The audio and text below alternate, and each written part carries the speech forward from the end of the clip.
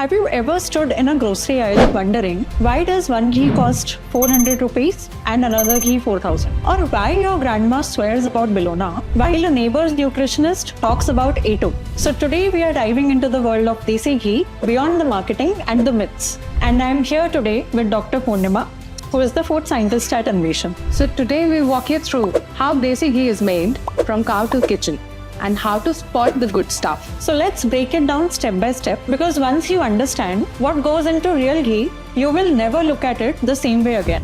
So first question, let's start right at the beginning with the cow. So people often ask, what is the difference between Desi cows and Jersey cows? Are both equally good? Actually, there's a lot of difference between the milk of the two breeds. For starters, Desi cow milk is for high nutritional value and A2 beta casein content, while Jersey cow milk is known for its higher fat content and usually contain A1 beta casein, which can be a little harder for some people to digest. Desi cow's A2 beta casein is generally easier for people to digest and doesn't cause issues with bloating and inflammation, etc.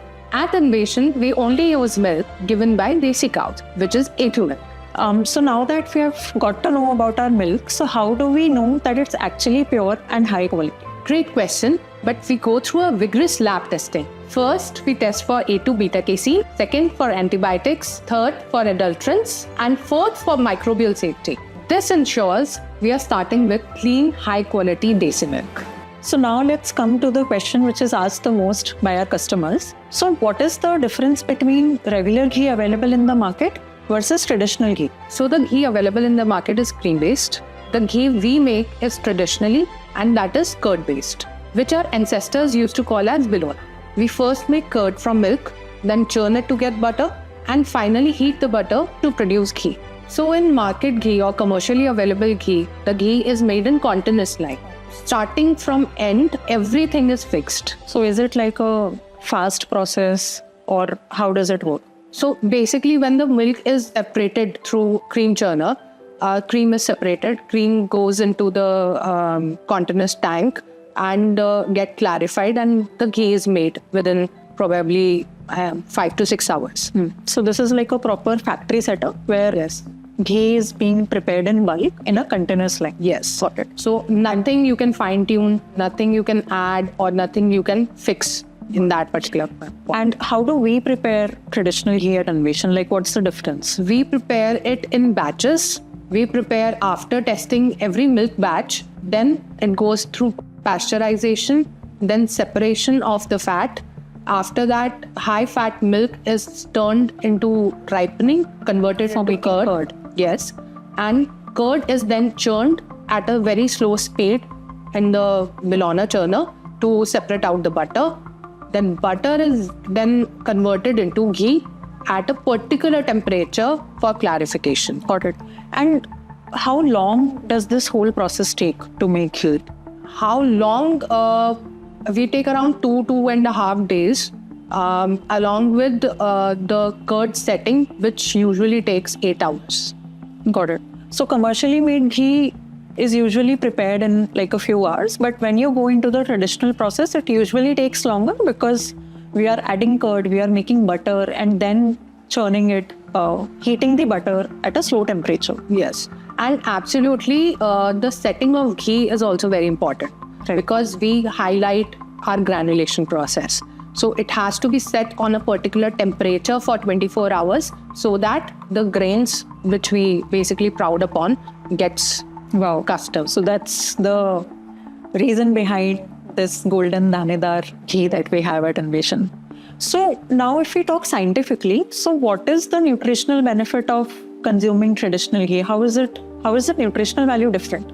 So basically, in the continuous line, the commercial ghee if we're talking about, it is normally bland. The curd formation makes it more, you can say, digestive friendly. Got it. More fat soluble vitamins get absorbed in the intestines in much better format while consuming this ghee.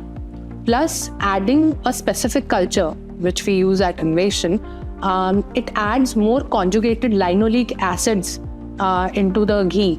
And how is it beneficial? They are more antioxidant compounds they play role in chelating more vitamins so that the intestine takes the vitamins in more homely way and get it more absorbed. Got it. Plus, it is very light in digestion. And normally, much more research says about it. Specific cultures we use, they create a good flavor, as well as nutritionally, they are more superior comparatively to the commercial. Great. So now let's move to another important question. So हमारे बहुत सारे customers पूछते हैं कि घी में 2 layers क्यों बन जाता है? And is it a sign of impurity? Actually, it is the normal or standardized texture of fresh ghee has. The 70% of the ghee area should be this granulated or this distributed, and 30% should be the oil layer.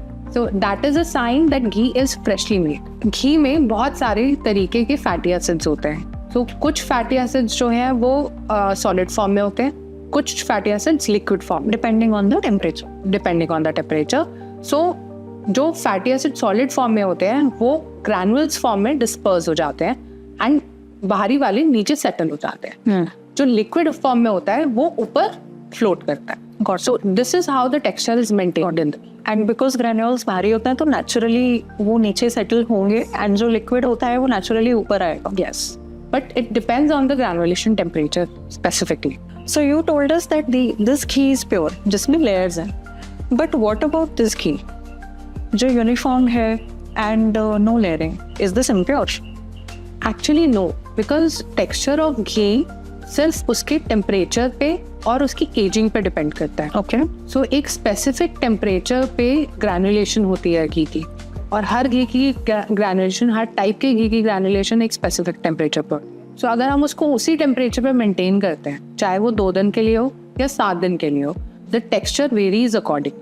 Okay. सो 2 दिन वाला जो घी है वो specific temperature पे अगर रखा हुआ है तो सेमी सॉलिड में रहेगा, और 7 डेज वाला पूरा इंटायरली सॉलिड में कन्वर्ट हो जाएगा. आफ्टर दैट अगर टेम्परेचर फ्लक्चुएशन होती है, somebody purchased and kept within the kitchen where the sunlight is coming, or there is The temperature is on temperature and on higher end, then naturally it will convert into layers और greasy form में convert हो जाएगा. लेकिन अगर उसको specific temperature जैसे within 25 to 27 पे maintain करेंगे तो texture एकदम intact रहे.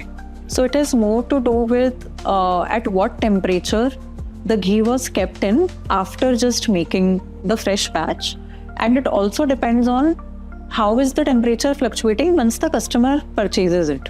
As we previously discussed, ghee has different types of fat. So उसमें छोटे फैट से लेके heavy fats तक सब present है.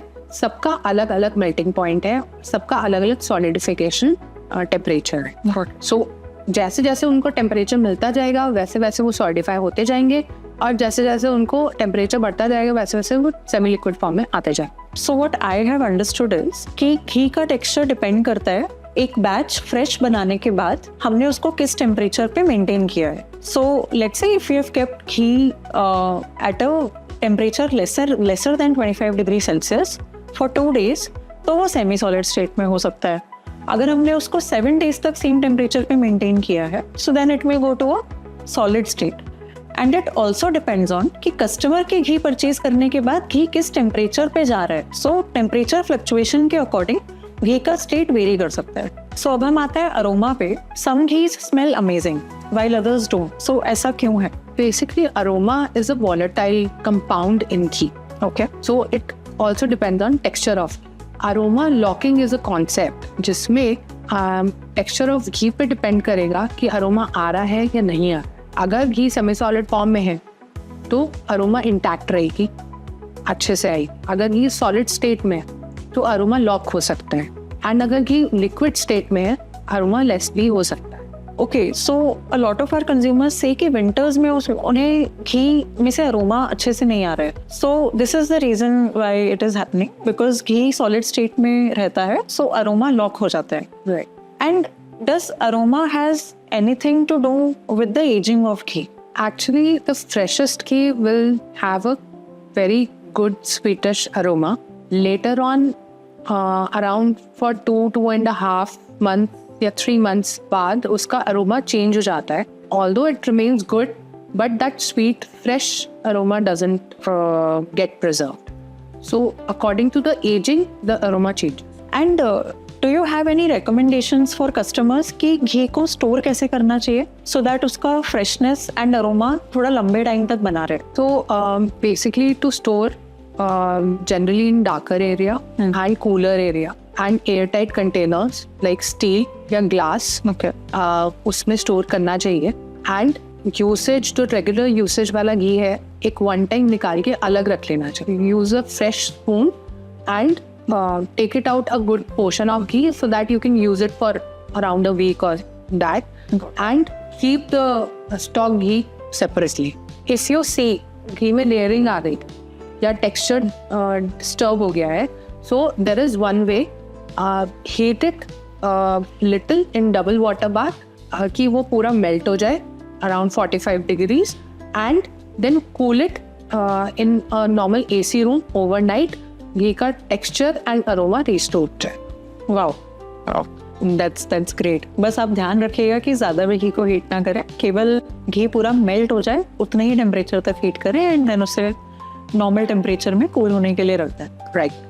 So last question that always surprises people. How much milk does it take to make 1 liter of ghee? So generally desi cows have lesser fat content in the milk, that is around 2.5 to 4%, varies depending upon season. So you do the maths. Basically for 30 ml of ghee, you need 1 liter of milk. So for around a liter of ghee, you need around 30 liters of milk. Wow. So your 1 liter of ghee is nutrition dense and valuable. And hence the cost, guys.